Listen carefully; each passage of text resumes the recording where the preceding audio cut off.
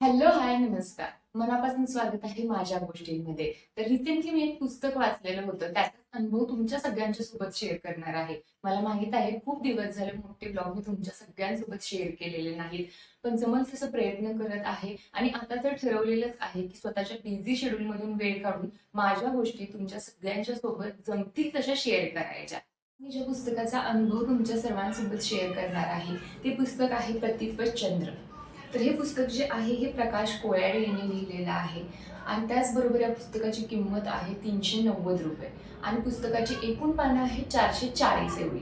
तर तुम्ही म्हणाल हे पुस्तक आम्हाला माहीत आहे, तर सध्या बऱ्याच जणांना हे पुस्तक माहीत असणार आहे, कारण याच्यावर एक वेब सिरीज आलेली आहे, द सिक्रेट ऑफ शिलेदास, जी हॉटस्टारवर आहे. मी सुद्धा पहिल्यांदा वेब सिरीजच बघायला घेतलेली होती, पण खूप दिवस झाले हे पुस्तक वाचायचं असं ठरवत होते, पण योग काही येत नव्हता आणि तो योग जुळून आला.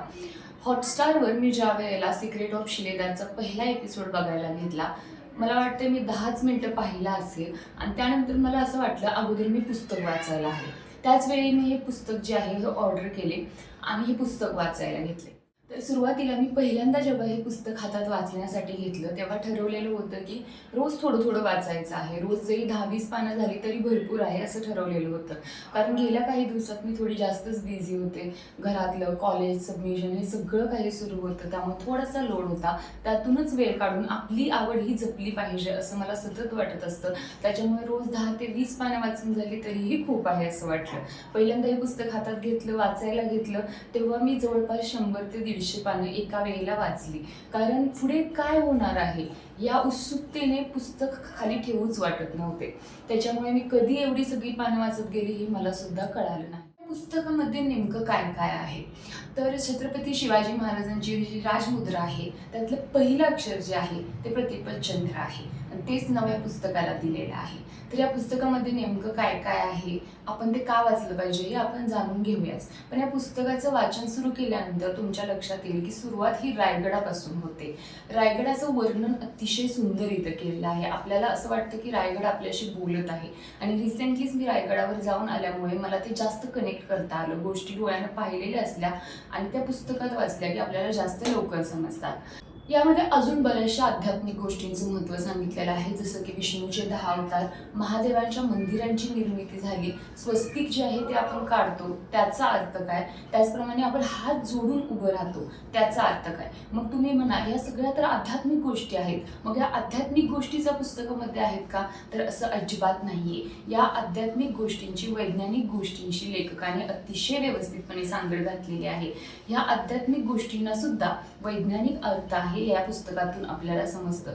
भरपूर नॉलेज हे वाचत असताना आपल्याला मिळतं. सायन्सच्या दृष्टिकोनातून सुद्धा हे पुस्तक लिहिलं गेलेलं आहे.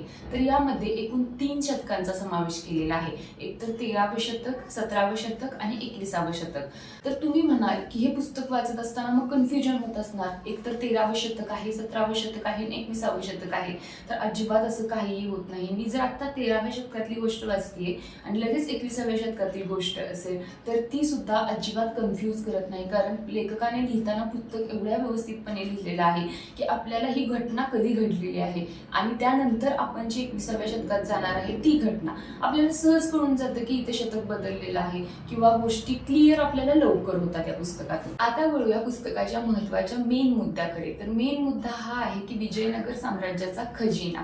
कर्नाटकमधील हम्पी ही विजयनगरची राजधानी होती आणि इथे एक खजिना होता, तो परकीयांच्या आक्रमणापासून बचाव करण्यासाठी तो दुसरीकडे हलवण्यात आलेला होता. काही काळानंतर हे जे विजयनगरचं साम्राज्य आहे हे लयास गेलं. छत्रपती शिवाजी महाराज दक्षिणेच्या मोहिमेवर असताना विजयनगरच्या साम्राज्यातील वंशजांनी त्यांच्याशी संपर्क साधला व आपल्या ह्या खजिन्याचं रहस्य जे आहे ते त्यांच्या स्वाधीन करून टाकलं. पण आपल्या छत्रपती शिवाजी महाराजांनी या खजिन्याचे मालक न होता रक्षक व्हायचं असं ठरवलं. त्यांनी ही कामगिरी सोपवली बहिर्जी नाईकांवर. बहिर्जी नाईक व छत्रपती शिवाजी महाराज यांनी मिळून एक योजना आखली व या योजनेचे संरक्षक बनवले 8 शिलेदारांना. पुढे जाऊन या 8 शिलेदारांनी नेमकं कसं काम केलं हे या पुस्तकात दिलेलं आहे. हेच रहस्य यात शेवटी जाऊन उलगडत आहे. तर शेवटी रायगड पुन्हा आपल्याशी बोलू लागतो आणि तो संवाद सुद्धा अप्रतिम आहे. आणि त्यानंतर मग आपण एका गोष्टीचं रहस्य शोधता शोधता म्हणजे विजयनगरच्या साम्राज्याचं खजिना हे रहस्य शोधता शोधता दुसऱ्या एका रहस्यापर्यंत जाऊन पोहोचतो. तो प्रवास सुद्धा अप्रतिम आहे. शेवटी या रहस्याचा उलगडा होतो. हे पुस्तक अतिशय रहस्यमय आहे आणि हे प्रत्येकानं वाचलं पाहिजे असं मला वाटत आहे. तुम्हाला जर वाचनाची आवड नसेल, तुम्ही एवढं मोठं पुस्तक वाचू शकत नसाल, तर याच्या वेब सिरीज सुद्धा आलेली आहे, ती सुद्धा तुम्ही पाहू शकता. पण अगदी बारीक सारीक प्रत्येक गोष्ट जर जाणून घ्यायची असेल तर हे पुस्तक तुम्ही नक्की वाचा. माहिती आवडल्यास चॅनेलला सबस्क्राईब करायला आणि व्हिडिओला लाईक करायला अजिबात विसरू नका. मनापासून धन्यवाद.